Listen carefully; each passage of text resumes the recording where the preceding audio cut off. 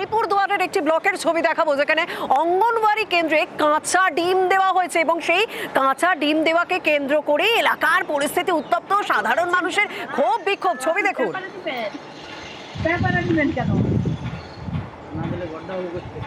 আমরা দেখলাম যে কাঁচা ডিম দেওয়াকে কেন্দ্র করে অঙ্গনওয়াড়ি কেন্দ্রে রীতিমতো পরিস্থিতি উত্তপ্ত। স্বাভাবিকভাবে কাঁচা ডিম কেন দেওয়া হবে?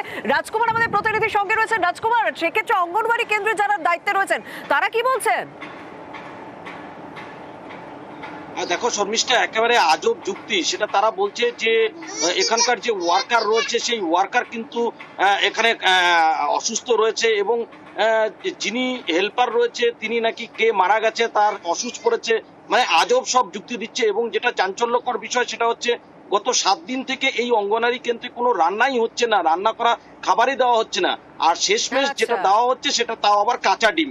এই কাঁচা ডিম কি করে মানুষরা খাবে তাই নিয়েই কিন্তু উত্তেজনা। শর্মিষ্ঠা, ধন্যবাদ রাজকুমার। কাঁচা ডিম দেওয়া হচ্ছে আমাদের কি ওষুধ হচ্ছে আমার ভাইস্তা বউ মারা গেছে। আচ্ছা আচ্ছা, আমি রান্না করে নিয়ে আসলে পাবলিক নিবে না, পাবলিক নিবে না এবং আমার হেল্পার অসুস্থ।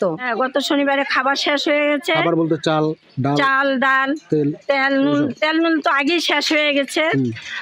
ওই জন্য আমি খাবার দিতে পারিনি। আমি এর বাড়ি ওর বাড়ি গাছের তলায় বসে ছানটা করছি এবং কি বর্ষাকালে বসা যায় না। মানে এটা প্রশাসনকে জানিয়েছেন আপনি? হ্যাঁ, ওরা জানে, আমি পাবলিকেও জানে।